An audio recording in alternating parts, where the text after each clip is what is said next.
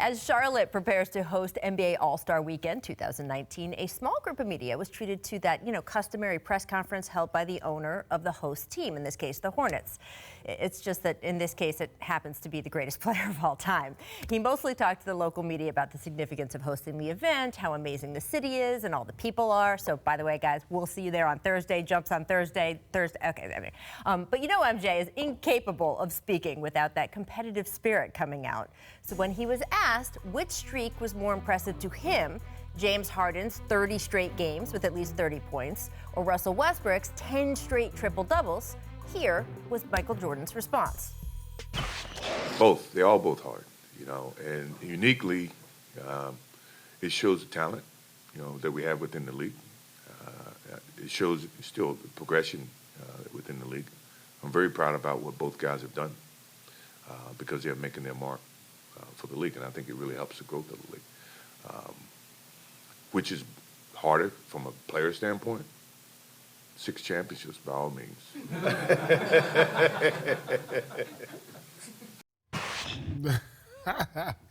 And that's why he's the GOAT. Amazing. By the way, you guys love the face he made in the middle of that? Man. Yeah, because Mike he was. Being Mike. Yeah. He wasn't. He wasn't real on that one. He wasn't real. All that praise at the beginning was just the stuff he was supposed to say, all of that. Look, obviously, the answer to any argument is 6 championships, right? And will be for a long time. But we've been having this conversation off camera a lot. Tracy, you and I and Kobe had it a little bit before we sat down last week about sort of where stats are right now and whether we're putting too much weight on them, and the fact that stats are, they're different than they used to be, right? They are because of the rule changes of today's game. No hand checking. There's a lot in favor for the offensive player, and these guys are so skilled at what they do. You're talking about James Harden, probably the best offensive player, one-on-one player in our game. If you can't touch him or impede his progress, and as far as him taking all these threes and you can't come down in his space, how do you contest a jump shot that he's really good at doing? That's how he gets to the free throw line a lot. These guys takes a lot of shots from the outside, and he goes to the free throw line a lot because of this. I don't think these guys are capable of doing this in the era that we played in or Michael Jordan's era. It was too tough. It was too tough of defensive purposes, and just the players that they played against was a lot, focusing on trying to shut this guy down, teams trying to shut a guy down. I don't think, guys were capable of putting up these type of numbers. When I first thought about, do we put enough emphasis or too much emphasis on stats, at first I was like, no, because if we did, why don't we always come back to Wilt's numbers? Right. We never bring that up. He averaged 50 points, 20 rebounds, and he's never in that discussion for the GOAT. Well, he was the tallest person on the basketball you court. can't help when he was born and what era he played in. He can't fast forward. All the records, it's like everybody's constantly chasing Wilt. Right.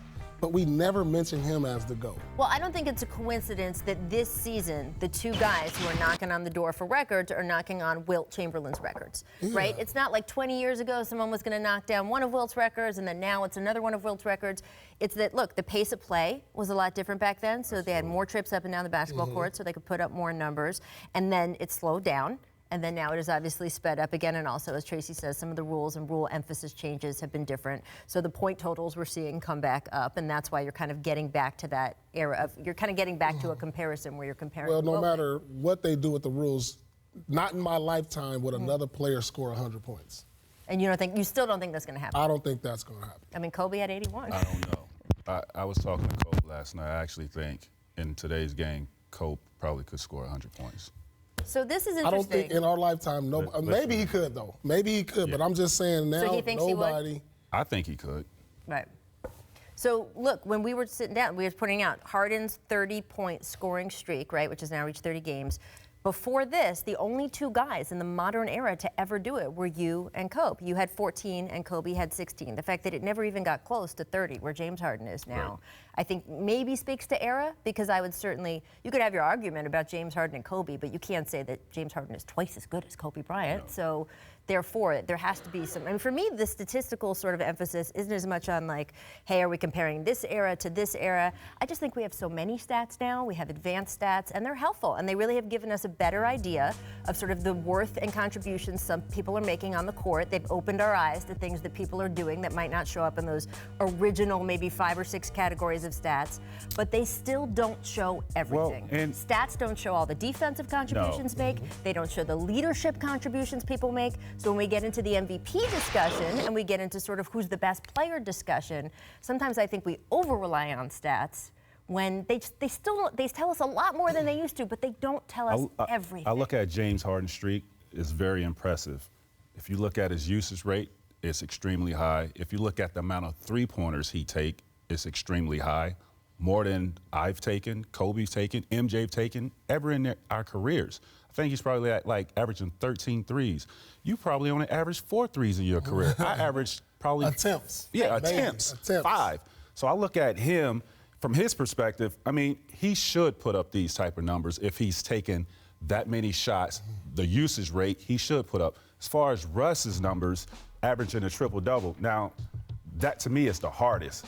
But then if you look at the possessions, the amount of possessions in today's game, if you look at offensive rebounds, you get an offensive rebound, there's 14 seconds on the shot clock, not 24. Right. You know, so that you speed that up. You speed the game is sped up, so it's going to be a lot more. Because you got at that size, you got to get the rebounds, and then you got to make plays. So I think it's hard to compare to see which one is more difficult. So I was just told I averaged 4 attempts, you averaged 3 attempts on your threes. Imagine you, career-wise, imagine you taking 13 threes. 13 threes. Imagine the points that you would average. And you was a guy that got to the free throw line as well. Right. It'll be different, definitely, this year. Would have been very different.